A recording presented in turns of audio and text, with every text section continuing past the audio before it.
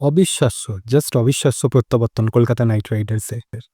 Chennai super কিংসকে তাদের ঘরের মাঠে ৮ উইকেটে হারিয়ে দিয়ে পয়েন্ট টেবিলে ৩ নম্বরে উঠে এলো নাইট ব্রিগেড। সত্যি এবারে কেকেআরের পারফরম্যান্স যেন এক রোলার কোস্টার রাইডের মতো। একটা ম্যাচ হারছে তো পরের ম্যাচই দাপটের সঙ্গে জয় ছিনিয়ে নিচ্ছে ক্রিকেট। চেন্নাইয়ের বিরুদ্ধে তো ৫৯ বল বাকি থাকতেই জিতে গেল নাইট ব্রিগেড। তবে ম্যাচ শুরুর আগে একটা চাপা টেনশন ছিল, কারণ এই ম্যাচে নেতৃত্ব দিচ্ছিলেন মহেন্দ্র সিং ধোনি। ঋতুরাজ গায়কর টুর্নামেন্ট থেকে ছিটকে যাওয়ায় আনক্যাপ ধোনির ওপরই নেতৃত্ব দেওয়ার দায়িত্ব এসে পড়েছিল।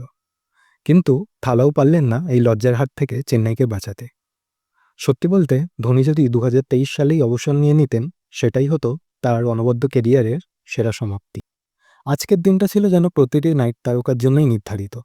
বিশেষ করে সুনীল নারিন বল হাতে ৩টি গুরুত্বপূর্ণ উইকেট নিলেন, আর ব্যাট হাতেও করলেন মূল্যবান ৪৪ রান। মঈন আলীও এই ম্যাচে ফিরে এসেই যেন নিজের জাত চেনালেন। ৪ ওভারে মাত্র ২০ রান দিলেন, যার মধ্যে ছিল একটি মেডেন উইকেট।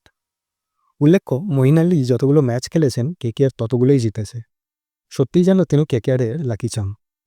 এই ম্যাচ নিয়ে আর বিশেষ কিছু বলার নেই, কারণ আইপিএলে এমন দাপুটে জয় খুব কমই দেখা গেছে। বিশেষ করে চেন্নাইতে গিয়ে চেন্নাইকে হারানো এতদিন প্রায় অসাধ্য ছিল নাইট ব্রিগেডের কাছে। কিন্তু এই বছর যেন সব উল্টে যাচ্ছে। শুধু ফিল্ডিংটা যদি আজ একটু ভালো হতো, তাহলে কেকেআরের জয় আরও মসৃণ হতে পারত। এই ম্যাচটা আবারও মনে করিয়ে দিল কেন কেকেআর বরাবর ইডেন গার্ডেন্সে স্পিন সহায়ক পিচের দাবি জানিয়ে আসছে। আজ ৩ স্পিনার নারিন, ভারুণ এবং মঈন দেখিয়ে দিলেন স্পিন সহায়ক পিচ পেলে তারা কতটা ভয়ঙ্কর হতে পারেন। ৩ জনে মিলে মোট ৬টি উইকেট নিয়েছেন এই ম্যাচে।